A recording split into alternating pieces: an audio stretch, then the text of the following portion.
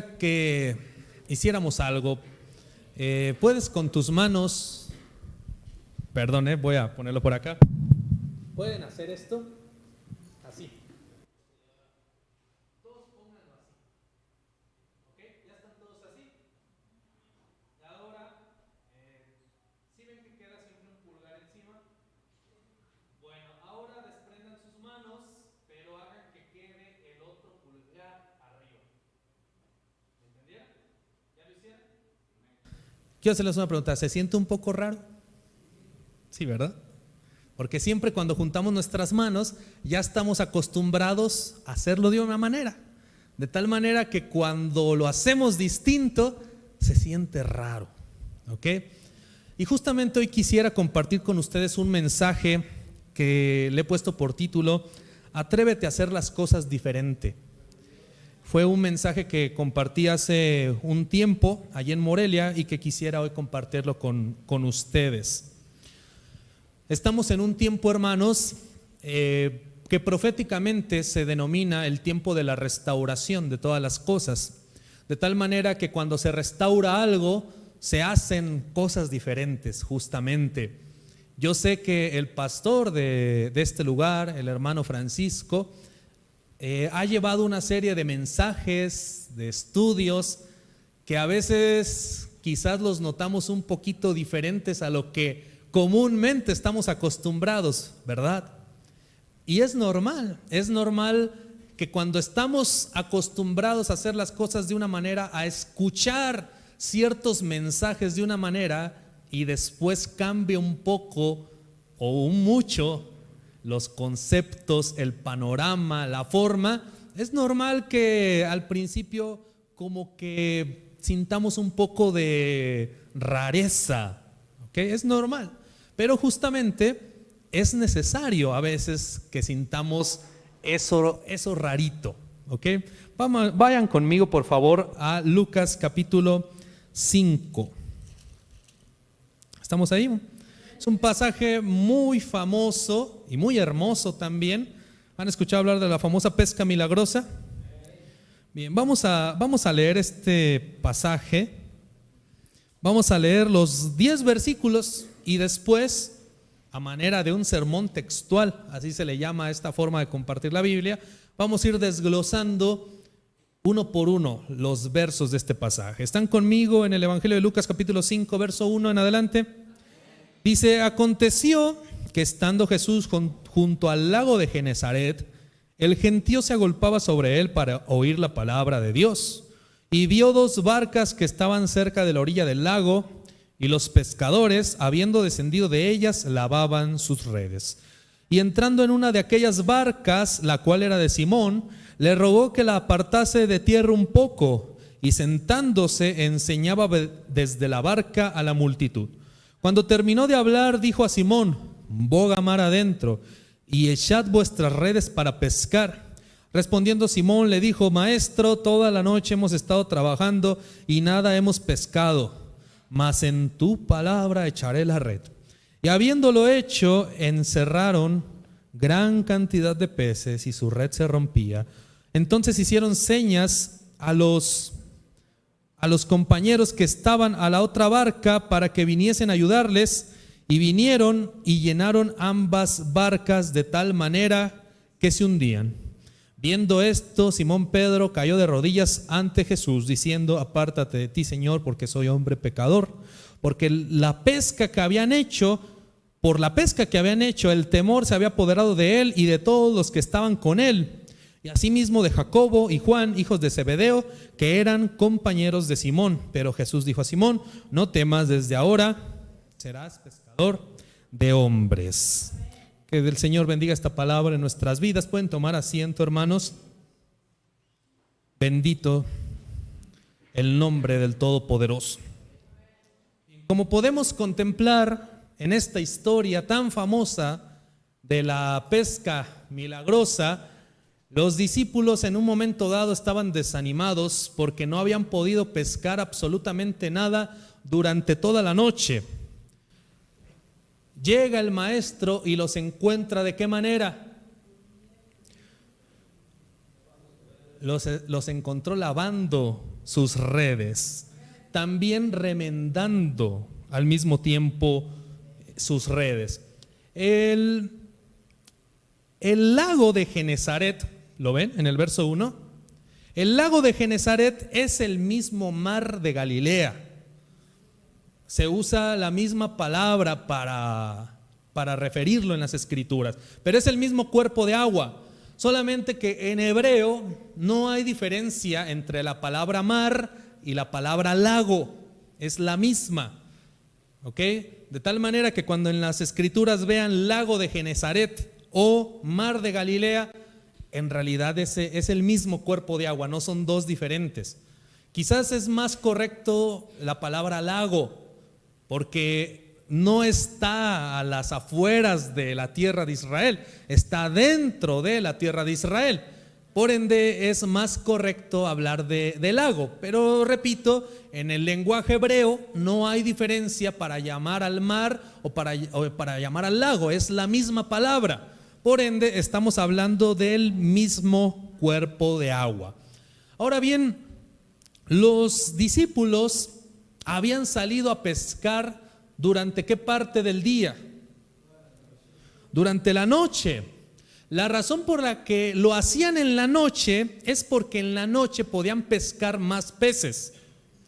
Era una actividad, era una forma de los pescadores, que los que sabían pescar, sabían que si salían a pescar durante la noche, tenían más posibilidades de pescar. Porque durante el día, que hay más ruido, que hay más luz, los peces tendían a esconderse. Pero durante la noche, digamos que los peces se confiaban de que no había por ahí gente, y por ende andaban más sueltos en el mar, y por ende los pescadores profesionales sabían que era mejor salir a pescar ¿cuándo? En la noche, ¿ok? No a la luz del sol, sino en la noche, porque salían más peces. Bueno, con todo y ese plan que tenían estos pescadores, que eran profesionales, no eran novatos, no habían podido pescar absolutamente nada, ni un charalito. ¿Sí conocen los charales? Son pececitos chiquitos, se comen mucho en Michoacán, no sé si por acá. No habían podido pescar absolutamente nada. Ellos salieron a pescar de noche porque el ambiente se encontraba tranquilo y los peces, repito, aprovechaban más la noche para salir. Pero con todo y eso no pudieron pescar absolutamente nada. ¿Cómo te imaginas que estaban en ese momento los discípulos a la orilla del mar? Decepcionados, ¿no? Tristes, desalentados, que estaban remendando, lavando. Aquí dice lavando, en el texto griego más original, la palabra que se usa ahí hace referencia tanto a lavar como a remendar. ¿Sí conocen qué es remendar? Es como coser, ¿verdad? Algo que está roto. Eso estaban haciendo los discípulos, estaban remendando sus redes, porque las redes eran muy costosas en aquel entonces. No era como que, bueno, ya se me rompió. Gracias, por acá tenía otra, pero muy amable. Gracias. No era como que, ok, ya se nos rompió la mitad de la red, pues nos vamos a comprar otra. No era así, no era de un precio bajo las redes, eran muy costosas. Por eso los discípulos y los pescadores en general, judíos de aquel entonces, si se les rompía la red, pues ni modo, a estar remendando. No podían pagar en redes nuevas. En esa situación estaban los discípulos desvelados, ¿no? También cansados, no durmieron en toda la noche por estar intentando pescar. Y ahí es cuando los encuentra el maestro. Vamos a ver, vayan conmigo, verso 3. Y entrando en una de aquellas barcas, la cual era de Simón. ¿Quién era Simón? Pedro, a quien después se le cambió por nombre Pedro.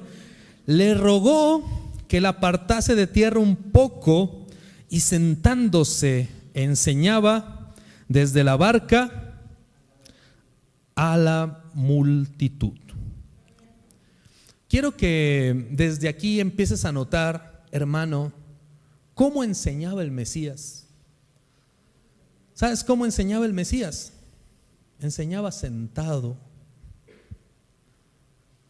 Yo quiero preguntarte, ¿aceptarías tú o te parecería bien que quien aquí enseñe sentado? Yo estoy seguro que lo sentiríamos un poco raro, ¿cierto o no? ¿Por qué? Porque no estamos acostumbrados a que llegue el predicador, el pastor o quien va a exponer la escritura y se siente a enseñar. No estamos acostumbrados a eso. Esa es la realidad. De tal manera que si, por ejemplo, llegara un enseñador y le pusieran una silla con una mesa para que se sentara a enseñar, muy probablemente nos caería de raro. Pero la realidad es de que el maestro enseñaba, la mayoría de las veces enseñaba sentado. No sé si quieran ir un poco atrás a Lucas 4, un poquito atrás. Vean el versículo 16. Lucas 4, verso 16. ¿Estamos ahí? Es nada más una hoja atrás. Dice: vino a Nazaret, donde se había criado, y en el día de reposo, en Shabbat, entró en la sinagoga conforme a su costumbre. Entonces, ¿el Señor tenía costumbres o no tenía costumbres? Claro que tenía, ¿verdad? Y se levantó a leer. Verso 17: y se le dio el libro del profeta Isaías, y habiendo abierto el libro, halló el lugar donde estaba escrito. Y viene la profecía de Isaías, ¿verdad? Ustedes la conocen. El Espíritu del Señor está sobre mí, por cuanto me ha ungido, me ha enviado a sanar a los quebrantados de corazón, pregonar libertad de los cautivos, a predicar el año agradable del Señor. ¿Conocen ese pasaje? Ok, pero quiero que vean lo que dice el verso 20. Y enrollando el libro, lo dio al ministro. ¿Y qué pasó? Y se sentó. Y los ojos de todos en la sinagoga estaban fijos en él. Entonces, como podemos observar, ¿cuál era la manera en que enseñaba nuestro santo maestro? Sentado. Yo me imagino, esto es algo, una opinión propia, pero yo creo que la forma de enseñanza del maestro era tranquila, era mesurada. Vamos, Yeshua no necesitaba levantar la voz para que todos le hicieran caso. Hoy en día los predicadores en las facultades, escuelas de teología, tienen que estudiar clases de retórica. ¿Saben qué es eso? La retórica es el arte de saber hablar en público. Vamos, a los pastores que estudian teología, entre las diferentes materias que deben de estudiar, hay una materia que se llama retórica, que les enseñan a hablar en público, a caminar en el altar, a moverse, a cómo pararse aquí en el púlpito, a cómo mirar a los demás, a cómo modular el habla, todo con la finalidad de ¿qué? De que la gente le haga caso, de que la gente lo vea. El Mesías no necesitaba clases de retórica. El Mesías solamente llegaba, se sentaba, y como estaba la presencia de Dios sobre él, todo el mundo en la sinagoga estaba atento a lo que iba a decir él. Y no necesitaba estar levantando la voz, gritando y diciéndole a la gente: ¿cuántos dicen gloria a Dios? No necesitaba hacer eso el maestro. Quiero aclarar, no estoy diciendo que eso sea malo, por favor no me malentiendan. No estoy diciendo que esté mal hacer eso, no, cada quien tiene diferente personalidad, Dios obra de diferentes maneras. Lo único que estoy diciendo es que el maestro, como tenía el poder y la sabiduría de Dios sobre de él, solamente necesitaba llegar, sentarse y empezar a enseñar, y todas las multitudes le ponían atención. Amén. Y bueno, y justamente como hoy en día es difícil captar la atención de las personas. Es por eso que hoy en día se les tiene que enseñar a los predicadores clases de retórica, porque luego se te anda durmiendo la gente en la congregación. A mí se me ha dormido gente. ¿A usted se le ha dormido gente, hermano? Hermano Chuy, ¿usted se le ha dormido gente? Ahora, cuando se me duerme alguien, yo pienso en Pablo, porque a Pablo también se le quedó dormido alguien. Y yo digo, si le pasó a Pablo, pues que no me pase a mí. ¿Han visto esa historia de Pablo? ¿Han escuchado hablar del famoso Eutico? Vamos a recordarlo. Está en Hechos 20, verso 9, y ahorita regresamos.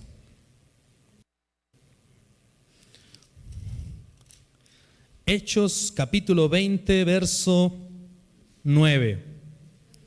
¿Están conmigo? Dice Hechos 20, verso 9: y un joven llamado Eutico, que estaba sentado en la ventana, rendido de un sueño profundo, por cuanto Pablo disertaba largamente, vencido del sueño, cayó del tercer piso abajo y fue levantado muerto.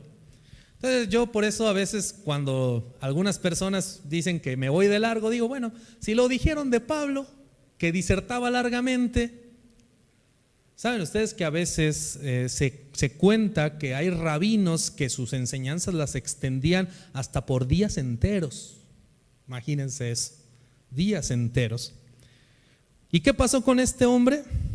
Cayó muerto. ¿Y después qué pasó? Verso 10: entonces descendió Pablo y se echó sobre él y abrazándole dijo: no os alarméis, pues está vivo. Después de haber subido y partido el pan y comido, habló largamente, todavía se siguió Pablo, hasta el alba, y así salió.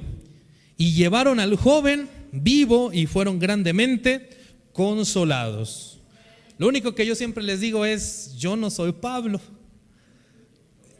Yo no les garantizo nada. Así es de que yo les recomiendo que mejor pongamos atención. Es mejor, hermanos. Vamos a regresar a Lucas capítulo 4,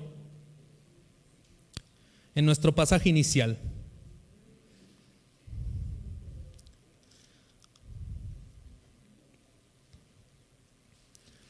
La pregunta que yo les haría aquí es: ¿de verdad queremos escuchar y aprender del maestro?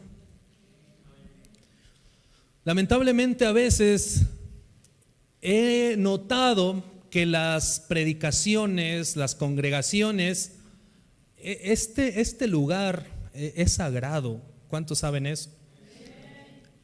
Y en ocasiones el púlpito, como comúnmente se le llama, se transforma más en decir chistes por parte del predicador. Pareciese como si fuera más bien una sesión de coaching, de superación personal, revestida de humanismo y de toda la vida del predicador, que verdaderamente de palabra de Dios. Lo triste es que esos lugares donde se predica la palabra de Dios así, es donde más gente hay. Porque lamentablemente la gente no quiere escuchar palabra de Dios, no quiere estudiar verdaderamente las escrituras, no quiere escuchar verdaderamente al maestro. Hay un meme que circula por ahí de una imagen donde hay una fila kilométrica y hay otra fila donde nada más hay 1 o 2 personas. La fila kilométrica es para entrar a un concierto cristiano, donde incluso les cobran. La fila donde hay 1 o 2 es para entrar a un estudio bíblico, donde es gratis incluso. ¿Qué quiero decir con esto? ¿Verdaderamente el pueblo de Dios quiere escuchar al maestro? ¿O solamente queremos alimentar nuestras emociones, pero no verdaderamente poner nuestro corazón en lo que la palabra de Dios quiere transmitirnos? Vamos a ver, estamos en Lucas 5, Lucas 5,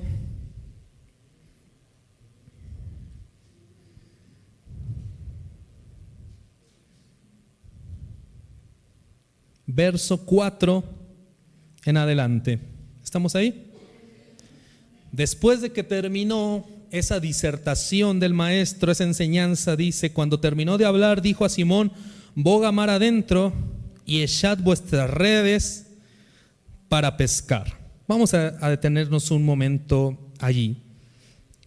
¿Qué creen que se pasó por la mente de Pedro cuando el maestro, que no era pescador profesional como él, le dice, porque el Mesías tenía otro oficio? ¿Cuántos saben cuál era el oficio del Mesías? Carpintero. Hay por allí una puntualización que se tiene que hacer a eso, que quizás más bien la palabra carpintero tenga que ver con el oficio de ser artesano, que es un poquito diferente. Pero el punto está que el oficio de pescador no era del Mesías, ¿verdad? Y sin embargo el Señor Jesús, Yeshua, le dice a Pedro: vamos otra vez a pescar. ¿Qué sintieras tú que alguien te dijera cómo hacer las cosas? Alguien te dijera a ti cómo hacer el oficio con el cual tú te has ganado la vida durante muchísimo tiempo, y que ahora venga permítanme la expresión, un novato y te diga: es que así no le estás haciendo bien, hay que hacerle de otra manera, mira, yo te enseño. ¿Qué siente la gente? Pues hay una lucha interna de algo que se llama ego. De que, oye, ¿sabes cuántos años llevo yo haciendo esto? Imagínense que yo viniera con el Fran a quererle enseñar cómo hacer llaves. Quizás lo dudaría, ¿verdad? Un poco de que yo supiera hacer llaves. Imagínense que una persona que hace pan y que lleva 10 años, 20 años haciendo pan, y otra persona le diga: mira, es que yo sé una receta un poquito mejor. Pero una persona que no es panadero, pero que bueno, no sé, ha estudiado, se ha ilustrado respecto al tema, y le diga a esa persona: mira, yo tengo una fórmula, una receta mejor para que el pan salga mejor y vas a vender más pan. Quizás muy probablemente la persona diría: ¿cómo me vas a estar enseñando tú a mí si yo llevo tanto tiempo haciendo esto y ahora vienes tú a querer enseñarme a mí?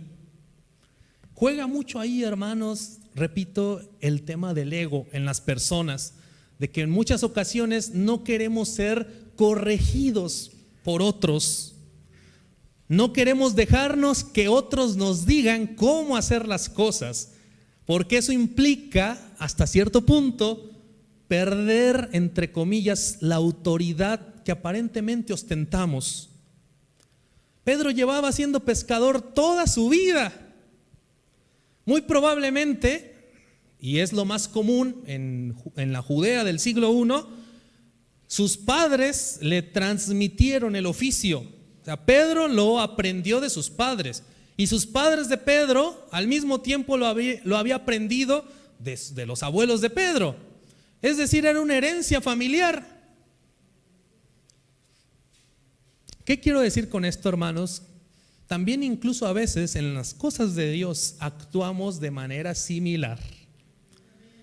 ¿Cuántas veces no, cuando se le quiere compartir algo nuevo a una persona, novedoso a una persona cristiana, a una persona que ha estado en el evangelio, muchas ocasiones tú le quieres decir: mira, es que se puede hacer de esta otra forma, se puede entender desde esta otra perspectiva? Y lo primero que te dicen es: oye, pero yo tengo toda mi vida en el evangelio. ¿Sabes cuántos años llevo siendo pastor? Oye, yo soy de cuna cristiana.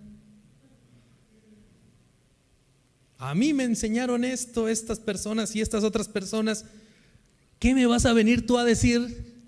¿Cómo se tiene que interpretar las escrituras? Y que ahora tenemos que cambiar esto, ahora tenemos que cambiar lo otro. Eso no es otra cosa que ¿qué? Ego. Ego. El ego que no se quiere doblegar.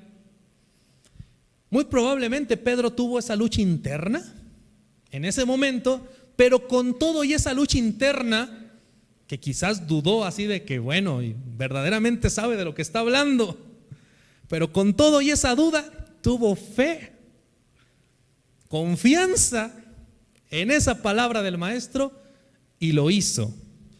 Estamos en el verso 5, ¿verdad?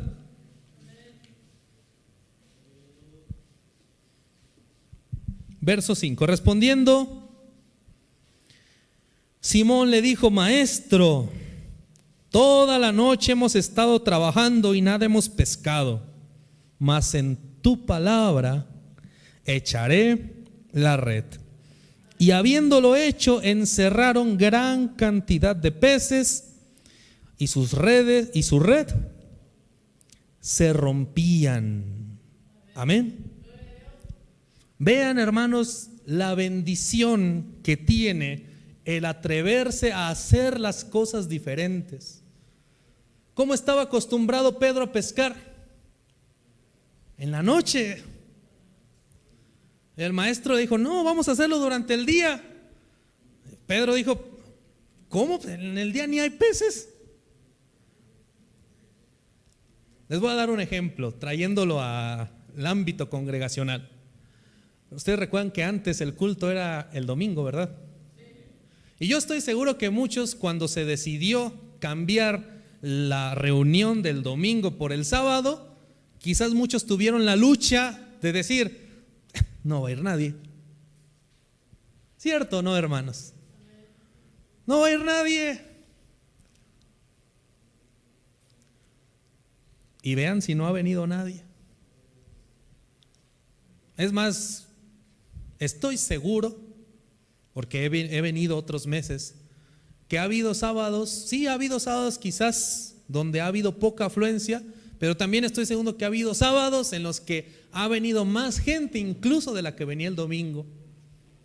¿Cierto o no, hermanos? Y eso nos habla, hermanos, de la bendición que implica el atreverse a hacer las cosas diferentes. ¿Se siente un poquito raro? Sí, en un principio se siente un poquito raro, pero es necesario para ser bendecidos por parte de Dios, por parte del Creador. Amén. Gloria sea su nombre. Entonces ellos se atrevieron a hacer las cosas distintas, las cosas diferentes. ¿Cuál fue la diferencia? Que ahora lo hicieron en su palabra. Es decir, ahora Pedro intentó acoplar su actividad a la palabra del Señor, no a sus razonamientos humanos, no a sus perspectivas como pescador profesional, sino con fe en que lo que dice Dios es la verdad, es lo correcto, que se lo estaba reflejando ahora nuestro Santo Maestro, el Mesías. Amén. Y hermanos, la invitación que estoy dando con este mensaje es: atrévanse a hacer las cosas diferentes. Se va a sentir un poquito raro, sí, pero es necesario. Quizás van a batallar por un tiempo acá en su mente. Van a batallar por un tiempo con sus sentimientos, con sus emociones de ¿qué es esto? Así no me enseñaron a mí. Lo venimos haciendo distinto todos los años. Pero atrévanse a hacer las cosas diferentes, solamente que ahora háganlo con fe en la palabra de Dios, teniendo como objetivo acoplarse a la palabra del Señor, a los lineamientos de la palabra. ¿Por qué cambiaron la reunión del domingo para el sábado?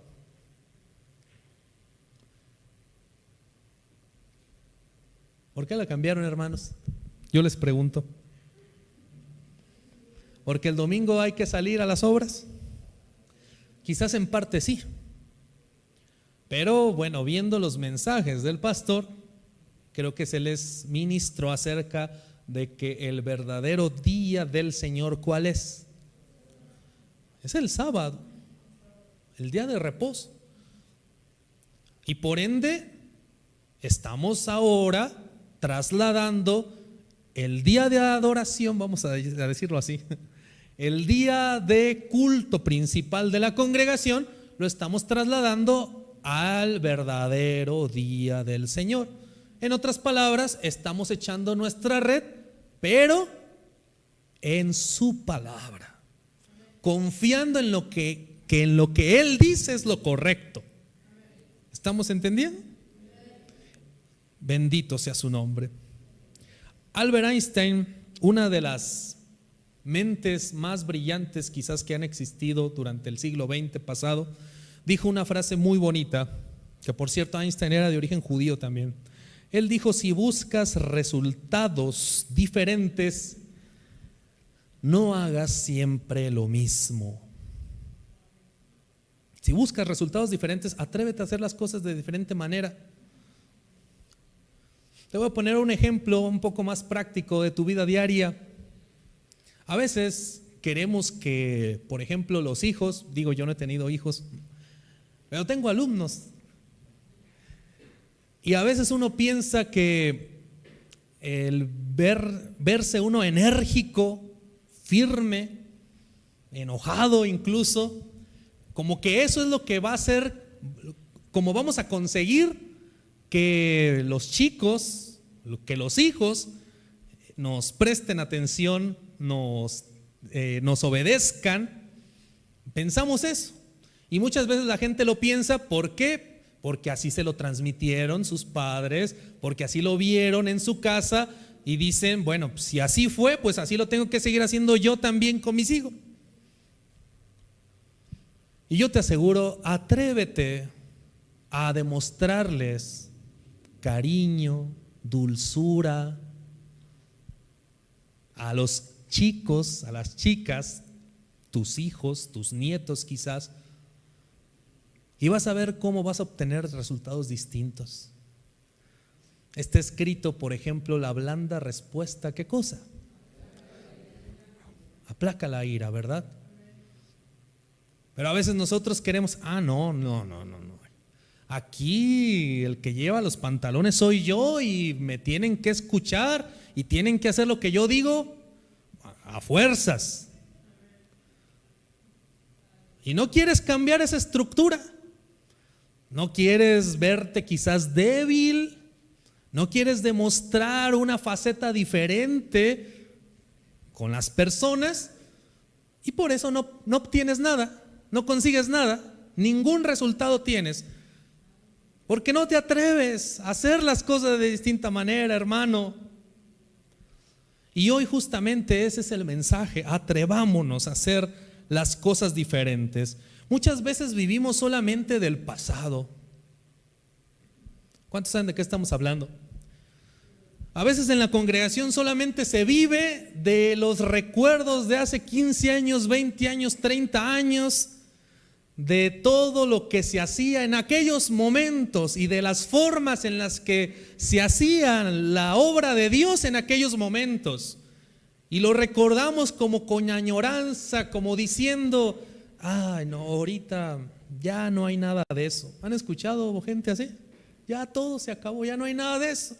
Todo ese fuego que había en aquel entonces, y los jóvenes hacían esto, los hermanos hacían esto y demás, ya no hay nada, como la gente decepcionada. Pero déjame decirte, hermanos, no podemos vivir del pasado. De hecho, el libro de Eclesiastés, ve conmigo para que veas lo que dice. El libro de Eclesiastés, capítulo 7.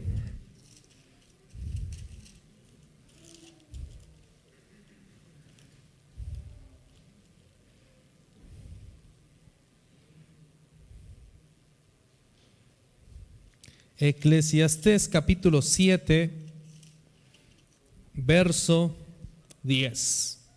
¿Estás conmigo? Dice: nunca digas, ¿cuál es la causa de que los tiempos pasados fueron mejores que estos?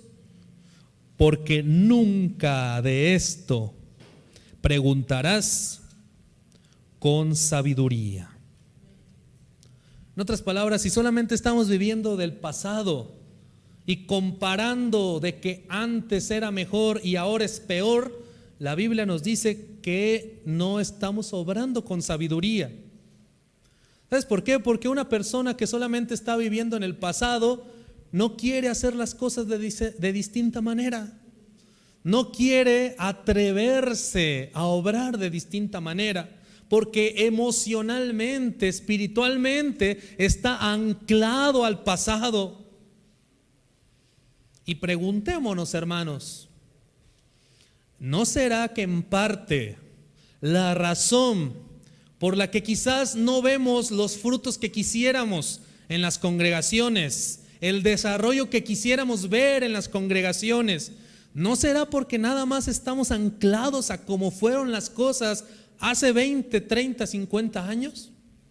Yo creo que en parte ese es uno de los motivos de que queremos seguir viviendo en el pasado y no atrevernos a vivir el presente haciendo cosas diferentes, así como lo hizo el Mesías, exhortándole a Pedro a que hiciera la pesca de diferente manera. Amén. Acompáñenme por favor a Hechos capítulo 16.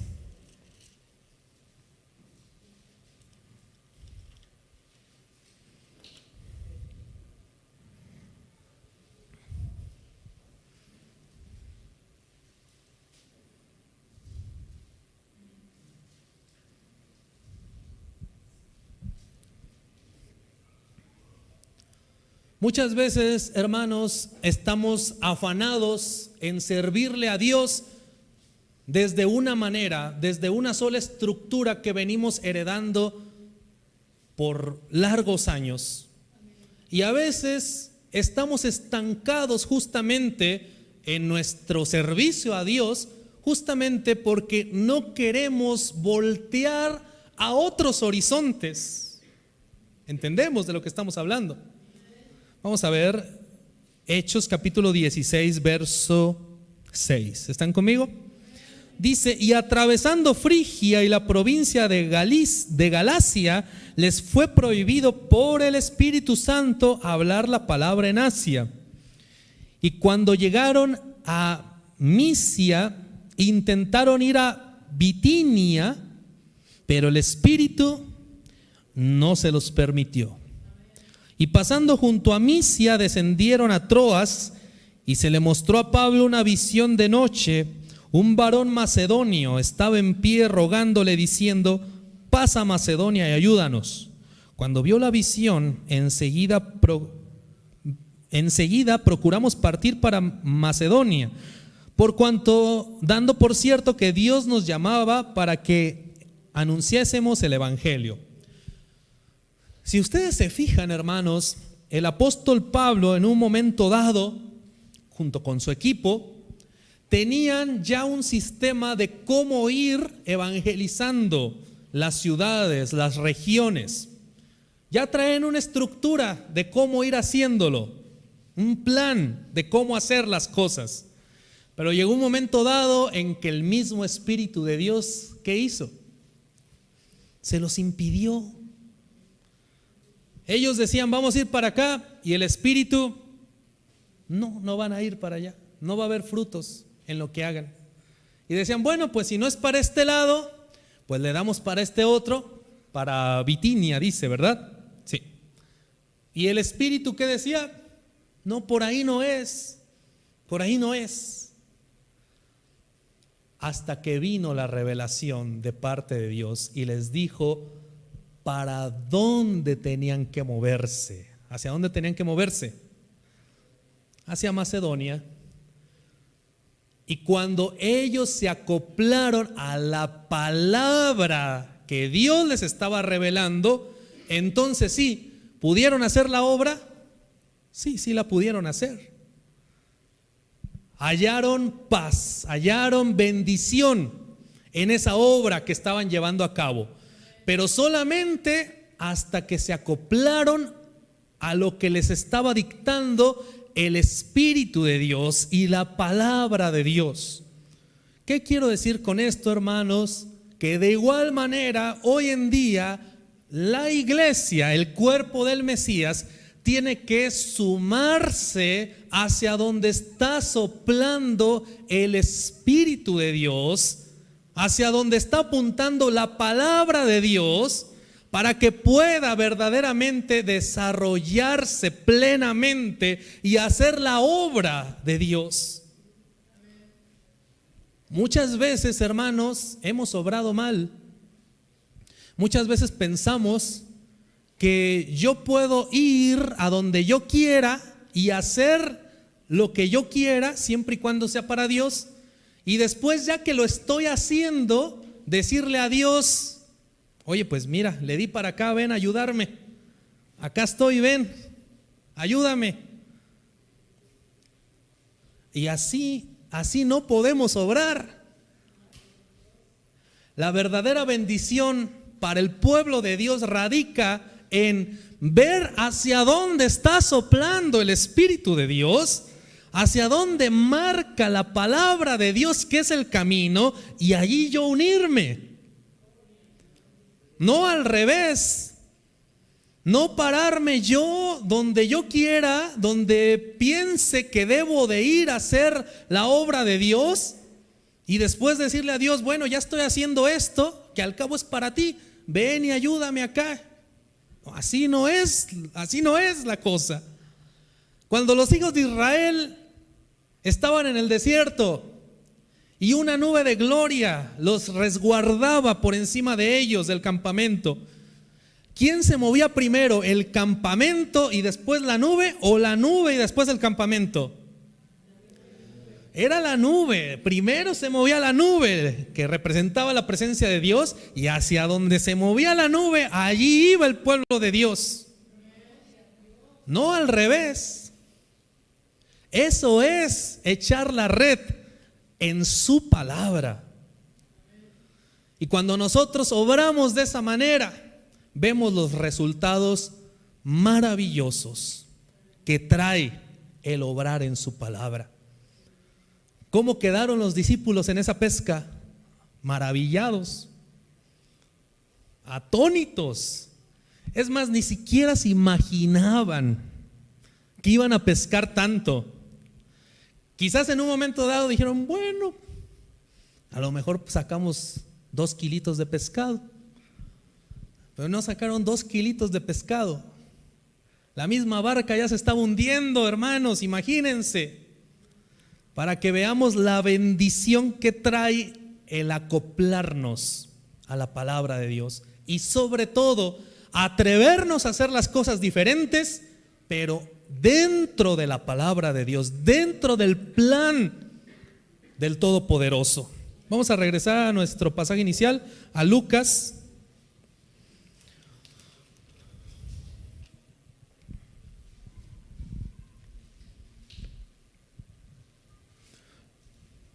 Lucas capítulo 4.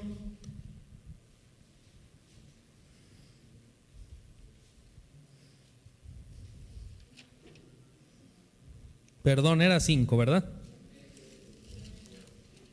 Era en el 5. Lucas 5 en el verso 7. ¿Estamos ahí? Entonces hicieron señas a los compañeros que estaban en la otra barca para que viniesen a ayudarles. Imagínense, ya no se daban abasto de ellos solos. Y vinieron y llenaron ambas barcas de tal manera que se hundían. Verso 8. Viendo esto, Simón Pedro cayó de rodillas ante Jesús diciendo: apártate de mí, Señor, porque soy hombre pecador. Porque por la pesca que habían hecho, el temor se había apoderado de él y de todos los que estaban con él. ¿Qué quiere decir esto, hermanos? Muchas veces también, cuando hacemos las cosas de manera distinta y por lo tanto vemos resultados distintos, cuando nos acoplamos a la palabra de Dios, en un momento dado, escucha esto, también en un momento dado puede dar temor. Generalmente el ser humano le teme a lo desconocido. Generalmente el humano rechaza lo que no conoce bien. Y esta revelación de gloria era tan grande que Pedro mismo no estaba familiarizado con ella y por eso sintió temor. Y se arrodilla ante el Mesías y le dice: no sé qué hacer, mejor vete de aquí porque yo soy hombre pecador. Porque cuando vemos la gloria de Dios, hermano, la luz del Eterno revela lo que hay en lo profundo de nuestros corazones. Pero eso es necesario también para que tengamos una vida de santidad, una vida de justicia en el Señor. Tenemos que también pasar por ese momento quizás de incomodidad, quizás de temor, pero ese proceso nos va a llevar a una santificación más plena, a una luz mayor, una luz espiritual mayor en nuestra vida espiritual. Amén. Ustedes recordarán que también el pueblo de Israel, en un momento dado, cuando presenció la gloria del Eterno, ¿recuerdan ese pasaje? Cuando Dios les estaba transmitiendo su palabra al pueblo de Israel y que lo estaban escuchando el pueblo de Israel audiblemente, ¿recuerdan qué pasó también con ellos? También sobrevino sobre ellos temor. Y los hijos de Israel mejor le dijeron a Moisés: sentimos que nos morimos, algo, que se nos sale algo, habla tú con Dios mejor y después lo que Dios te diga nos lo dices a nosotros. Porque cuando viene esa revelación gloriosa, el ser humano a veces queda anonadado, no sabe bien qué hacer el ser humano.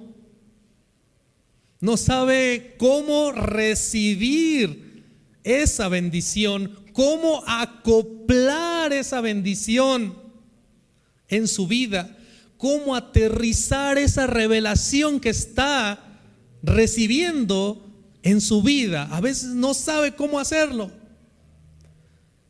Y a veces más bien decide como apartarse, como que no, mejor no.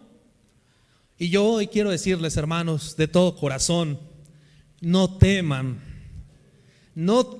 recibir esta revelación que Dios ha preparado para su pueblo en estos últimos tiempos. No teman. Es un proceso de un poquito de temor, sí, de un poquito de incomodidad, sí. Pero si te mantienes firme en la palabra de Dios, vas a ver una bendición maravillosa en tu vida y en la de tu familia, en la de tu hogar y en la de esta congregación. ¿Cuántos quisieran esa bendición, hermanos? Atrevámonos a hacer las cosas diferentes. Atrevámonos a hacerlo diferente y a mantenernos haciéndolo diferente. ¿Sabes por qué te lo digo?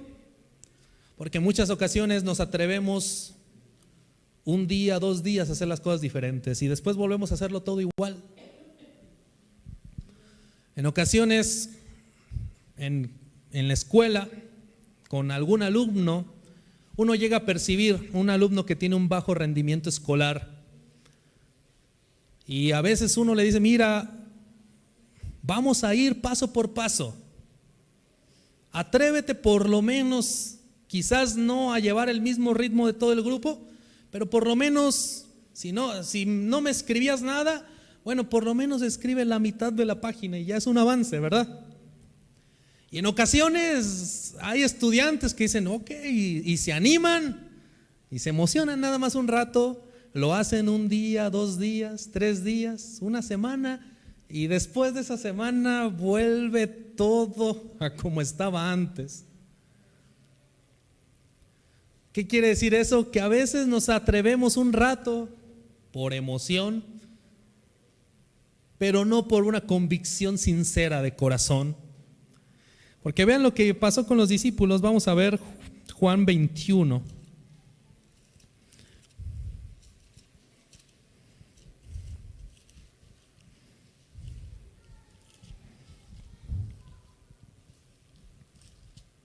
Juan capítulo 21, y con esto terminamos. ¿Están conmigo? Juan capítulo 21, verso 6. Bueno, desde el 4 nos ponemos en contexto Este pasaje es después de la resurrección. ¿Ok? Cuando ya había amanecido, se presentó Jesús en la playa, mas los discípulos no sabían que era Jesús. Y les dijo: hijitos, ¿tenéis algo de comer? Le respondieron: ¿qué cosa? O sea que otra vez no estaban pescando nada. ¿Saben por qué no estaban pescando nada otra vez? Porque volvieron a hacer las cosas igual, como ellos sabían hacerlo desde hace muchos años, como a ellos se les había enseñado que tenían que hacerlo. Pero ya como no estaba el maestro que los estuviera viendo, que los estuviera supervisando, dijeron: bueno, pues ya vamos a hacer lo mismo de siempre. ¿Y cuál fue el resultado? Pues otra vez no estaban pescando ni un pececito. Verso 6. Él les dijo otra vez: echad la red a la derecha de la barca y hallaréis. Entonces le echaron y ya no podían sacar por la gran cantidad de peces. Hasta ahí solamente. Otra vez, ¿verdad? Lo mismo. Hermanos, debe llegar el punto donde con un convencimiento sincero empecemos a hacer cosas diferentes para Dios, pero cosas diferentes en el sentido de hacerlo en su palabra, acoplando todo lo que hacemos, lo que decimos, a los parámetros de la palabra de Dios, de lo que Dios estableció, teniendo fe en que esa es la mejor forma y Dios nos dará resultados maravillosos. Amén. ¿Pueden ponerse sobre sus pies, hermanos? Y bueno, hablando de hacer cosas diferentes, quisiera hacer algo diferente hoy. Quisiera proclamar sobre ustedes la bendición arónica. ¿La conocen? La bendición arónica o la bendición sacerdotal es una bendición muy especial que Dios estableció para bendecir a los hijos de Israel. Está en Números, si no me recuerdo. Vayan conmigo si gustan, así como están.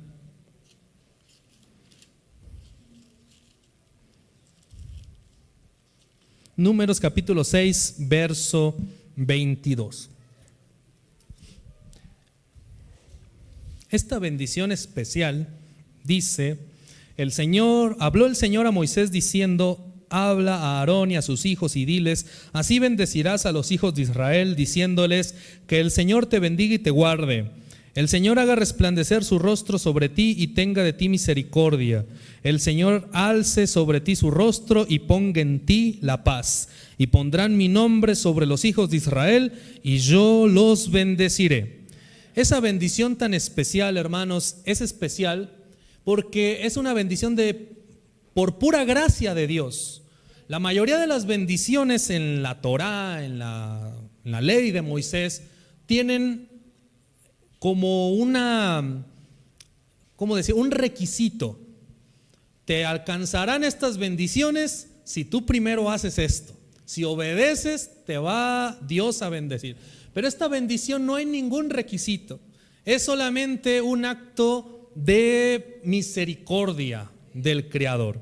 De ahí la importancia de esta bendición. Y yo quisiera hoy proclamarla, ¿ok? No sé si me podrían prestar tantito el teclado. Gracias. Vamos a bendecir al pueblo, hermano. Hermano Chuy, ¿puede pasar, por favor? Junto con el pastor Frank.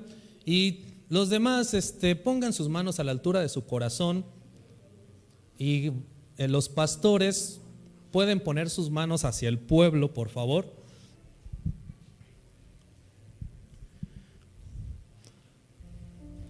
Extiende tus manos, hermano, a la altura de tu corazón, así.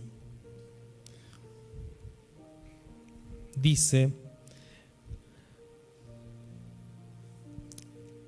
que el Eterno te bendiga y te guarde.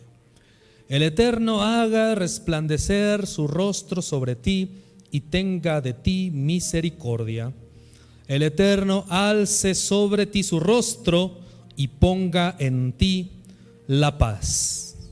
y pondrán mi nombre sobre los hijos de Israel y yo los bendeciré. Pide ahí una bendición especial, hermano, para tu vida.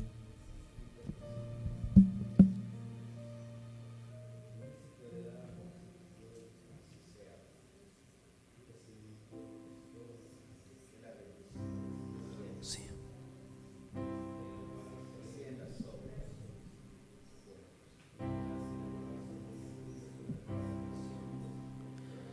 Yevarejeja Adonai, Beismereja Yael, Adonai, Panabeleja, Vijuneja Yisa, Adonai, Panabeleja, Beyasem Leja Shalom.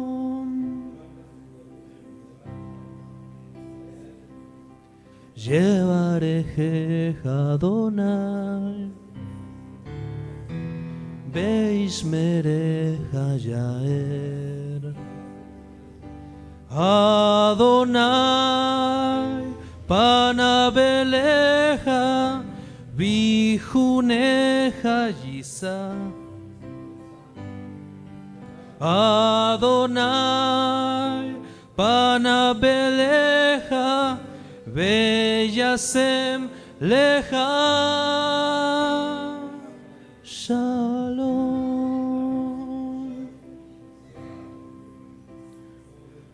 Que el Señor te bendiga y te guarde. Que el Señor haga resplandecer su rostro sobre ti y tenga de ti misericordia. El Señor alce hacia ti su rostro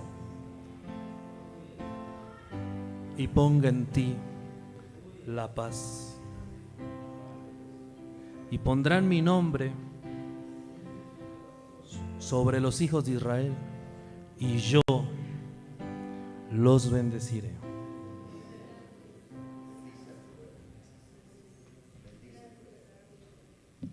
Padre, en este día te damos gracias por tu presencia, por tu palabra. Te rogamos que esta bendición tan especial con la cual los levitas bendecían a tu pueblo, con esa misma bendición hoy nos bendigas a nosotros, porque también somos un pueblo redimido a través del Mesías. Porque, Padre, tú nos has injertado también en tu propio pueblo y ahora somos copartícipes de las promesas, de las bendiciones, Padre eterno, de tu pueblo. Padre, hoy, conforme a tus riquezas en gloria, en gracia y poder, bendice a cada uno de mis hermanos conforme a sus necesidades, conforme, Padre eterno, a la situación que están viviendo. Glorifica tu nombre, Padre eterno, y pon en nosotros esa paz que el mundo no da, que solamente proviene de ti. Te lo pido, Padre, por los méritos de nuestro Mesías Yeshua, de Jesús de Nazaret. Amén. Amén. Vamos a dar un aplauso fuerte al Creador. Bendito sea su nombre. Y bueno, hermanos, de mi parte, pues es todo. Damos gracias a Dios por su vida. Vamos hoy a dar este lugar al pastor para que él nos indique qué es lo que continúa. Y hermanos, atrevámonos a hacer las cosas diferentes, que el Señor nos va a bendecir. Amén. Hermano pastor.